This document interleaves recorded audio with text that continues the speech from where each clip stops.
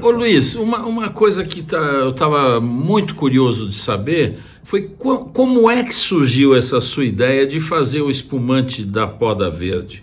Que ocorreu para você ter essa sacada, que eu acho genial, e acho estranho que não esteja todo mundo fazendo a mesma coisa, porque... Não, lá na Bairrada fazem. Ah, na Bairrada estão fazendo, é?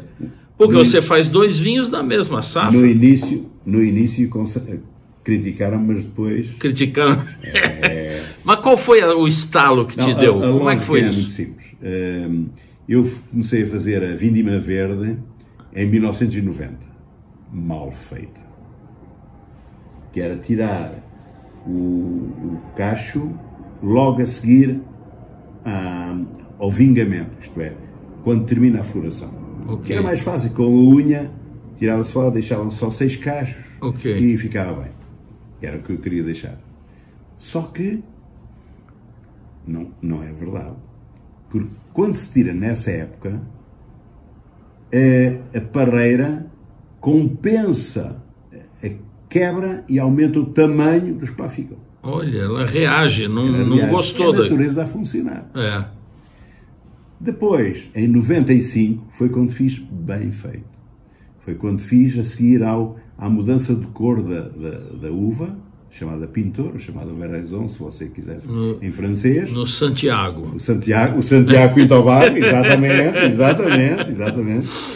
E comecei a fazer bem, porque aí a parreira já não compensa mais. Já está a entrar no período de decrepitude e não compensa mais. Em 2001, tive lá uma estagiária que foi fazer um controle de maturação da baga. Quando ela chega lá, isto é um mosto fantástico para fazer espumante. Isto até parece um mosto de champanhe. E vamos fazer espumante este ano. A partir de 2001, em vez de deitar para o chão as uvas da Poda Verde, comecei a deitar não para o lagar, mas para a prensa. E comecei a fazer espumante. Que é fazer 2 em 1, não é? Como diria o Lavoisier, que lhe cortaram a cabeça na guilhotina na Revolução Francesa, eu espero que não me aconteça isso, embora seja legal, no mundo nada se perde ou se transforma. É o que eu faço. Genial. Eu, como sou patrão, não posso fazer outra coisa. Porque tenho a vantagem de não ter o enólogo. Maravilha. Luiz, me diz uma coisa. Não, o enólogo nunca faria isso. Achava que a uva era muito verde. Você em 88 fez um experimento de plantar a baga em pé franco. Não é isso? E não existia baga em pé franco até então? Já era tudo... Na Bairrada não existe baga em pé franco, à exceção das nossas. É mesmo, né? Porque eu agora tenho outra, também a geocalca. Aliás, tenho mais 2, mas a que veio para o Brasil é a baga plantada na Quinta do Ribeirinho, em solo arenoso. E qual foi... Porque é que eu plantei... Isso que eu queria saber. Porque é que eu plantei essa uva, a baga, em pé franco? Porque é que eu plantei em solo arenoso? E o que é que eu queria ver, entender? Eu queria entender se os vinhos de antes da filoxera eram como os depois da filoxera. Boa. Outra razão foi, eu precisava ter um porta-bandeira, alguma coisa que chamasse a atenção para a marca Luís Pato, que fosse diferente de tudo o que os outros tinham. Isso é que chama a atenção para... Claro, é verdade. E tinha que ter alguma coisa que os outros não tivessem. Por outro lado, descobri uma coisa curiosa. Você sabe que os vinhedos em pé franco produzem 1/10 dos vinhedos com americano. É mesmo? A parreira americana aumenta o vigor da europeia. E aumenta até o tamanho do bago. E como aumenta o vigor da europeia, os europeus não se importaram mais voltar ao pé. Olha, que bela informação essa, hein, Luiz? Isto é o que nós aprendemos fazendo. Não é? Isso aí. Isto, ser teórico é ser teórico, mas ter base na prática, experimentar. Ô Luiz, outra coisa, há uma coisa que eu me esqueci de dizer. Eu plantei em solo arenoso, eu podia ter plantado em solo argilocalcário. Claro. Mas eu plantei em solo arenoso porque em Colares havia não teve filoxera por causa... Não teve filoxera porque era solo arenoso. E eu sigo os princípios de quem sabe mais do que eu. É isso mesmo. E a minha outra pergunta tem a ver com Colares. Colares, no passado, fazia o ramisco com 100% de engaço. É um vinho que nunca ficava pronto. Eu tomei um com 70 anos e ainda dava para guardar uns 30. Parecia uma madeira, não é? Parecia uma madeira, não é? Estavam guardando as diferenças. Hoje já é bem menos, né? Acho que eles usam, sei lá, 20%, 30%. Mas na bairrada nunca se fez baga com uns 100% de engaço ou com muito engaço? Sempre se fazia com engaço. Na bairrada fazia-se com engaço. Fazia também, Fazia-se. Eu, o primeiro vinho que fiz em 1980, por isso é que eu estou celebrando os 40 anos do primeiro vinho, não celebrar propriamente 40 anos, porque entretanto houve a pandemia. Já está dando quase 42.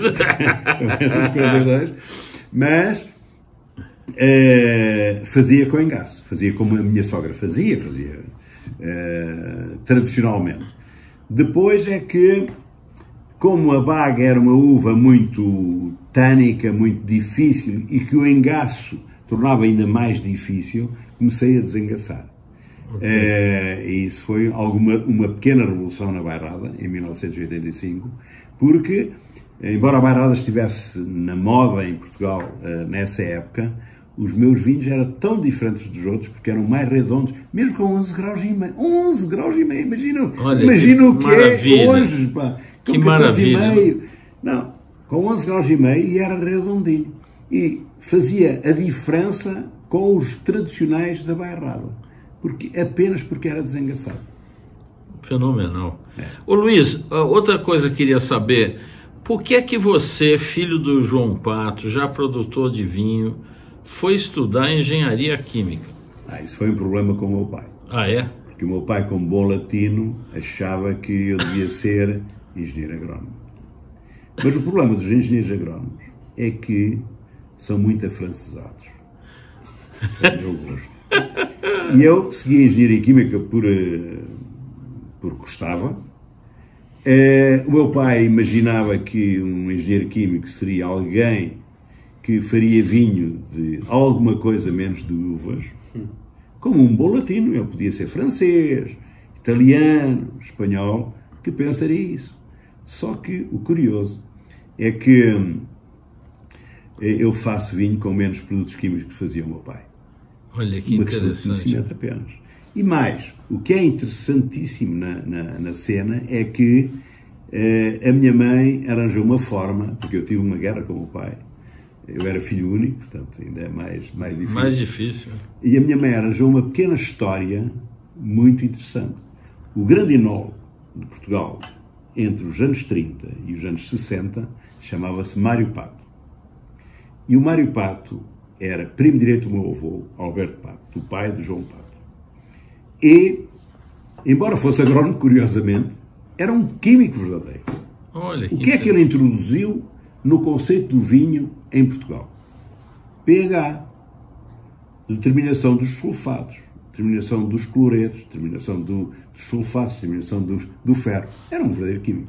E então, a minha mãe não sabia disso, claro, não tinha formação para isso, mas pediu ao enólogo do meu pai, que era sobrinho do Mário Pato, para dar uma palavrinha ao meu pai.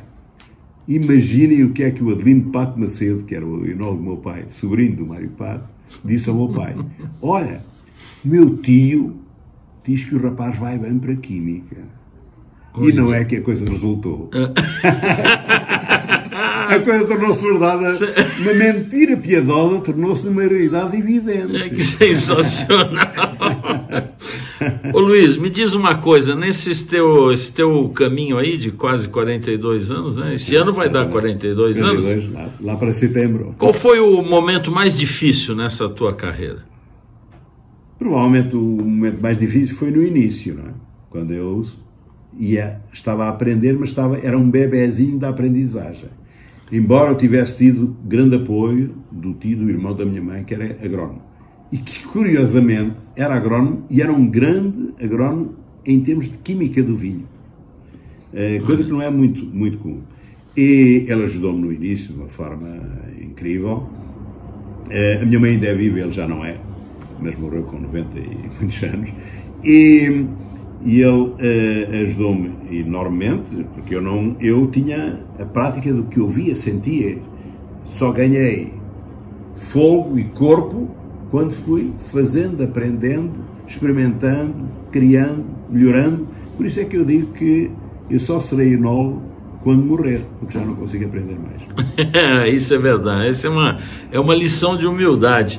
Agora, nesse mesmo período todo, qual foi o seu momento de maior gratificação? Olha, nesse momento foi, por exemplo, 88, por várias razões. Embora 88 fosse uma safra miserável, não em termos de qualidade, mas em termos de quantidade. Nós produzimos 25%, mas houve muita gente em Portugal que produziu 5% de uma colheita normal, só para vocês terem uma ideia. Os vinhos ficaram muito concentrados. Mas foi o primeiro ano em que eu pus na etiqueta, no rótulo, vinhas velhas. E todo o pessoal se interrogava em Portugal. Isto já foi há muito tempo, bem sei. E eu disse, mas porquê é que ele põe vinhas velhas? Eu disse, eu ponho vinhas velhas porque o facto de ser de uma vinha velha, em princípio, a qualidade é melhor. Olha, sensacional. Foi a primeira vez que foi mencionado vinhas velhas num rótulo em Portugal. Você sempre teve uma percepção muito boa e sempre renovando isso da visão mercadológica, né? Você está sempre up to date, você está sempre fazendo uma inovação. Eu acho isso fenomenal. Eu tenho mundo, não é? Eu tenho mundo. E porque o grande problema de Portugal durante muito tempo, hoje menos, porque hoje a nova geração, o grande pulo de qualidade do vinho português não foi só o dinheiro da União Europeia, foi sobretudo mais formação dos enólogos portugueses e mais mundo dos enólogos portugueses. Isso foi muito importante. A formação vem do primeiro-ministro que foi meu contemporâneo, que era o António Guterres, que hoje é secretário-geral das Nações Unidas, que, quando se tornou primeiro-ministro, disse: a minha paixão é a educação. E, curiosamente, só para verem como é a diferença entre mim, sou um guitarrista, como se nota, não é? E a minha mulher, que não é guitarrista, dizia: pois, isso não dá nada. Eu disse: sabes, é que isto só dá uma geração depois. 20 anos depois é que se vê. E hoje dizem: Portugal tem a melhor geração formada, com mais conhecimento que existe em toda a sua história. Pois é. É preciso esperar, é preciso ter paciência de chinês, não é? Ô Luiz, e o que você sonha em fazer na tua carreira que ainda tem muitos anos pela frente? Qual é o teu sonho atual? Sempre algo de novo. Por exemplo, este ano fiz um vinho, porque eu, quando tenho um neto ou uma neta, tenho sempre alguma coisa que fazer de novo, coisa que não esteja escrita no livro, ou que eu estou a escrever num livro. Que bacana! Não, eu não estou escrevendo num livro, estou deixando que é um livro real. Como se fosse, exatamente. Imagina o que é que eu fiz este ano. Por coincidência, a Júlia, que é como se chama a minha neta, que é filha da Luísa, que vai herdar a Quinta do Ribeirinho, nasceu em 14 de setembro. O dia em que foi vindimado, foi colhida as uvas de Cercialinho, olha, que legal, na Quinta do Ribeirinho, com 13 graus e meio potencial e 10,5 de acidez total. O que é isso? Isto é o Cercialinho, a herança do Cercial da Madeira, lembra? Bárbaro, hein? Sensacional. E o que é que eu fiz? Imagina o que é que eu fiz. Fiz um vinho com hiperoxigenação, para evitar usar o sulfuroso. O cercinho com hiperoxigenação. Ele fermentou como se fosse um branco. Quando chegou a 10,7, 10,6, 10,7, foi engarrafado numa garrafa de espumante. Fermentou até 5 atmosferas e meia, 6 atmosferas. Isto é um processo de aproximação sucessiva, não é? E depois eu interrompi a fermentação arrefecendo. Portanto, o efeito de pressão, frio, interrompe a fermentação, mata as leveduras, para ficar açúcar residual. E sabe que esse vinho, quando ela tiver 30 anos, vai abrir uma garrafa de espumante, portanto, só de uma fermentação, sem qualquer aditivo de cercialíneo, da Quinta do Ribeirinho, que vai ser dado pela mãe, e vai se lembrar, provavelmente, do avô, e vai achar uma coisa muito estranha no espumante. É que ele, nessa altura, ela já sabe o suficiente, porque é de uma família de produção de vinho, não é? Claro. Já provou um vinho alemão, um Auslese, e diz, o meu avô fez uma coisa, parece Auslese, mas é espumante. Sem usar Riesling, usou cercialíneo. Sensacional, Luís. Parabéns. Eu não estarei cá para ver, mas eu sei. Quem sabe? Quem é que pode dizer? Há coisas que... Ô Luís, para terminar, que recado você deixa para os novos vinhateiros que estão aparecendo aí, essa juventude? Qual o recado que você deixa para eles? Não copiem, sejam autênticos.